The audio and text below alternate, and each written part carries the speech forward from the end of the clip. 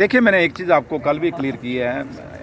कई बार हम तो ऐसे ही लाइटर मूड में कह जाते हैं, लेकिन सच्चाई ये है कि जब लीडर ऑफ द हाउस और जम्मू कश्मीर के मुख्यमंत्री उमर अब्दुल्ला साहब ने on the floor of the house कहा है कि भाई हमने इनको रेगुलाइज करना है और इसी टेन्योर में करना है। और मुझे लगता है या तो पीएचई के डेली वेजरों को असेंबली की इम्पोर्टेंस नहीं पता, और जो उनको भड़काते हैं और उनको रोज़ रोज़ कहते हैं जाके धरना दो, मेरे ख्याल उन लोगों को भी असेंबली की इम्पोर्टेंस का नहीं पता। और जो कुछ अगर बीजेपी के लोग जो हाउस के अंदर हैं, अगर वो इनको भड़काते हैं पीएचई वालों को, अगर प्रोटेस्ट करिए, तो मेरे ख्याल वो भी असेंबली की इम्पोर्टेंस को ख़त्म करते हैं। वरना इतिहास ये रहा है कि पार्लियामेंट के अंदर और असेंबली के अंदर जब भी कोई बात लीडर ऑफ द हाउस या चीफ मिनिस्टर या प्राइम मिनिस्टर साहब कहते हैं तो उसको देश और स्टेट मानती है। तो लिहाजा जब हमने ऑनरेबल चीफ मिनिस्टर साहब ने एक वादा किया है, on the floor of the house किया हुआ है कि हम इनको रेगुलाइज करेंगे, उसमें कमेटी भी बना दी, कमेटी की अब रिपोर्ट आनी है, और उसके बाद अब आप कहें रातों रात इनको एक स्ट्रोक से पक्का हो जाएंगे। क्या आप लोग समझदार जर्नलिस्ट हैं, आप लोग भी जानते हैं क्या इतना फाइनेंशियल जो बर्डन पड़ेगा क्या स्टेट बर्दाश्त कर सकेगी?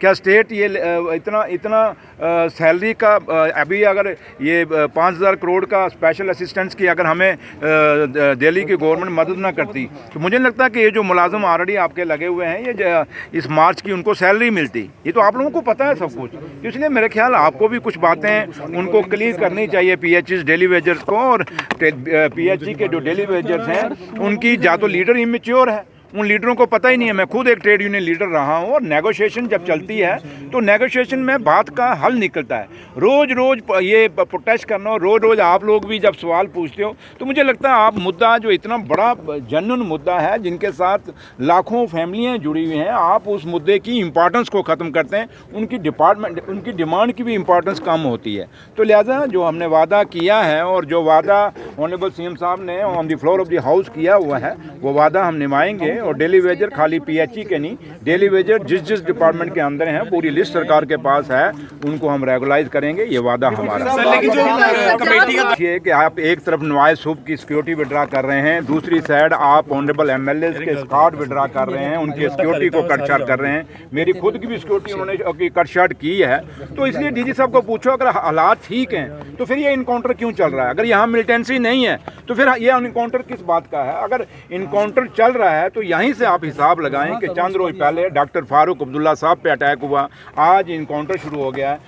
उसके बाद आप चुने हुए नुमाइंदों के और पिक एंड चूज बेसिस पे आप सिक्योरिटी लोगों को देंगे, तो ये डेमोक्रेसी का मजाक है। लेकिन मैं फिर भी एलजी साहब, क्योंकि पुलिस के इंचार्ज हैं, मुझे लगता है कि कल हाउस में जो कंसर्न शो किया गया है, एलजी साहब खुद इसमें इंटरवीन करेंगे और सिक्योरिटी जिसकी जितनी बनती है और जितनी बंदे को थ्रेट परसेप्शन है उसके मुताबिक सिक्योरिटी का वो इंसाफ करेंगे। और जिन लोगों को सिक्योरिटी की ज़रूरत ही नहीं है, और जो ऐसे लोग हैं, जैसे मैंने कल भी कहा कि जिनको घर वाले भी नमस्ते करके राजी नहीं है, उनको आपने 10-10 PSO दिए हुए हैं, ये बात चलने वाली है। इसलिए सिक्योरिटी, जम्मू कश्मीर एक ऐसी स्टेट है, यहाँ सिक्योरिटी की प्रॉब्लम है। अगर यहाँ सब हालात ठीक हैं तो फिर स्टेट का दर्जा बहाल कर दीजिए। कमेटी का गठन किया गया है, लोग कह रहे हैं कि वो डेली वेजेस की आंखों में धूल झोंक रहा है।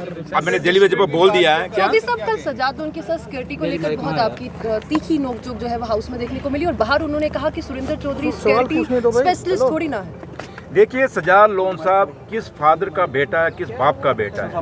वो लोन साहब, बड़े लोन साहब जो जम्मू कश्मीर के लिए शहीद हुए, उन्होंने हमेशा जम्मू कश्मीर की आवाज़ को उठाया।